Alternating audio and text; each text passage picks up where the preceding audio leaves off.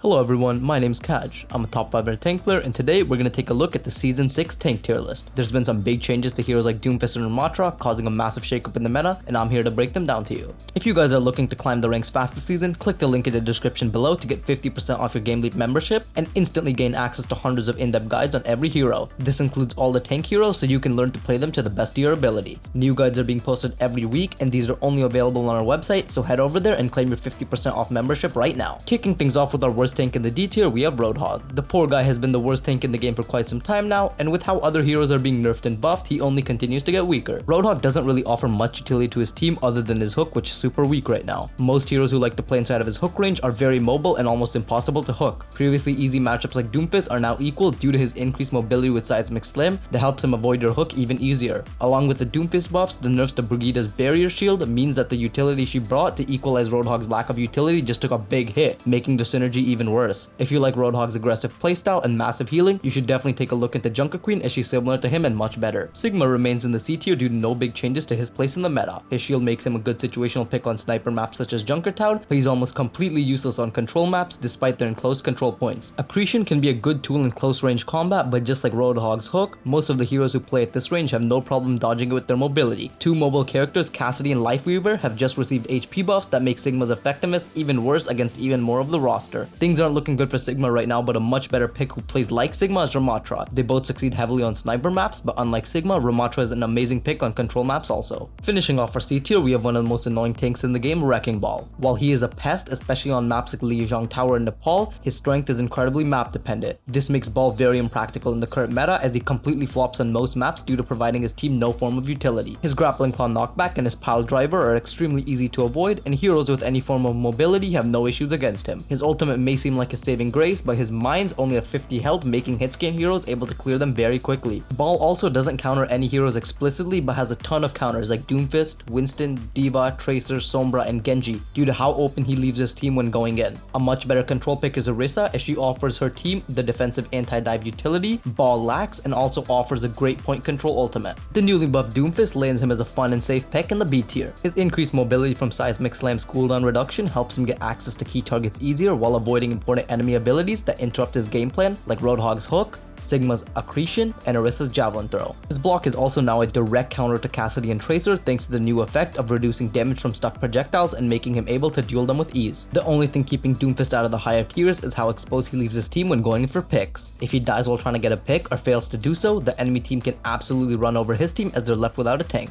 The best way to avoid these scenarios is to practice being patient and only look for picks when they're guaranteed. For example, if you see a Cassidy use roll, you can engage with a rocket punch, block his magnetic grenade, and get your combo off. Then you can escape with your rocket punch reset. Never try to go in with just the hope that you'll get a pick. This is a mistake I see so many Doomfist players I've coached make, and it completely gimps them from reaching higher ranks. Did you guys know we just launched a news section on the GameLeap website? Go to gameleap.com/news to stay updated on all the latest news for Overwatch and other games. Next we have D.Va. She's a stable pick that has great synergies with everyone, especially Tracer, and can be played on all maps. When her matrix is up, she's super strong, and this, along with the buff to her boosters, makes her even better at peeling for her team. She also has good DPS from micro missiles and an amazing ult that enables her to team wipe consistently. Unfortunately, when her cooldowns are down, she's extremely abusable and offers her team no utility. It doesn't help her either that the best tanks in the meta right now are very anti-dive, like Winston and Junker Queen. If we could see some buff to Genji, we could be looking at another dive meta coming back, which would easily put D.Va into one of the higher tiers again. For my personal favorite pick right now, let's take a look at Ryan. Ryan is doing great in the current close range brawl meta and brings a ton of utility to his team with a 200 HP buff to his shield that makes him much harder to pressure in neutral. He's good on open sniper maps like Junkertown and control maps like Nepal, making him a stable pick regardless of your map or your comp. His shatter makes it so that he has great synergies with most heroes, especially Reaper, who enables him to set up game-winning plays with ease. He's very easy to play but has high amounts of skill expression with his charge and fire strike, making him a fun hero to pick up and very rewarding to learn. The only thing keeping Ryan out of A tier are his direct counters like Junker Queen, Zarya, and Orisa, who have no problem with fighting him head on and can create massive amounts of pressure despite his shield buffs. Zarya remains in her spot at A tier with ease. She has great synergies with all the meta DPS picks like Tracer, Sombra, Cassidy, and Soldier thanks to her shield allowing them to play aggressively. It's no secret that Grav is one of the most broken ultimates in the game and really doesn't need an explanation as for why. She's one of the only tanks that can go toe to toe with the likes of Junker Queen and Ramatra, making her super valuable even on maps like Junkertown or Havana where she's weakest. Something a lot of Zarya players forget though is that she isn't very mobile. This causes them to get full charge and attempt to 1v5, which often ends up with them dead. Your main playstyle on Zarya should be sticking next to at least one squishy target at all times, making sure you can help them with your shield, allowing you to empower both you and them most efficiently. Next up we have Winston. The resident space monkey of Overwatch brings a ton of utility to his team with his high mobility and 650 HP bubble. These two things combined directly counter dive heroes like D.Va, Genji, and Tracer, while also making him versatile on all maps thanks to his peel that outperforms even D.Va's. Monkey truly shines on classic dive maps like Gibraltar, as he enables strong DPS heroes like Tracer and Soldier to play aggressively along with his high mobility and ult, making him one of the best team fighters in the game. He also works incredibly well into most of the newly buffed tanks like Orisa, Doomfist, Ryan, and Ramatra, setting him a cut above most tanks. Moving on to the better version of Ryan, we have Orisa. Her fortifying javelin spin are absolutely broken in brawls, and directly counter the strongest DPS heroes like Tracer, Sombra, and even Soldier with Visor.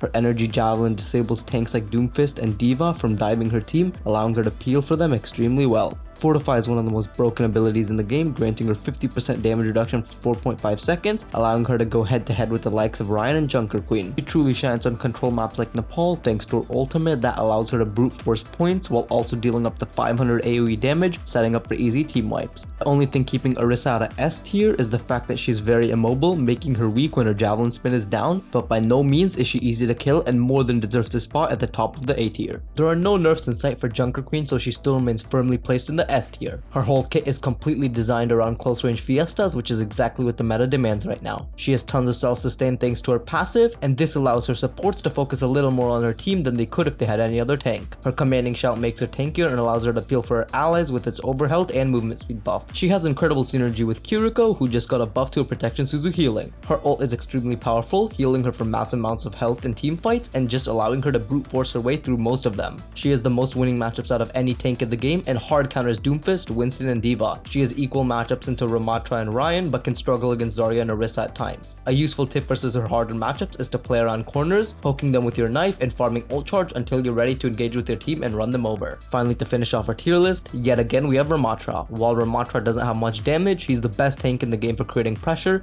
and he can be played in many versatile ways. He can offer lots of support in his Omnic form to long range heroes such as Ashe and Sojourn thanks to his Void Barrier's peel. He also creates insane amounts of pressure in his Nemesis form thanks to his increased stats and his new block effect, allowing him to directly counter Tracer and Cassidy, now making his already strong dueling power in Nemesis form even better. His Ravenous Vortex allows him to counter dive and rush comps very hard, making him extremely anti-meta and very good into the likes of Kiriko and Junker Queen. His ult is an amazing ability with limited counterplay and incredible synergies with any hero in the game. This is ideal on control maps, but he's an unmatched pick on almost every single map, even sniper maps like Junkertown and Havana thanks to his Void Barrier. He does struggle a bit into tanks such as Winston and Zarya when his Vortex is down though, and a useful tip to combat this is to only use Vortex defensively versus these heroes, as using it offensively has way more risk than it does reward. These things solidify Ramatra as the best tank in the meta for what seems like yet another season. I'll see you guys on the GameLeap website. Go get your memberships at 50% off right now. Did you agree with our tier list? Let us know what you think in the comments. Thanks for watching and have a great day.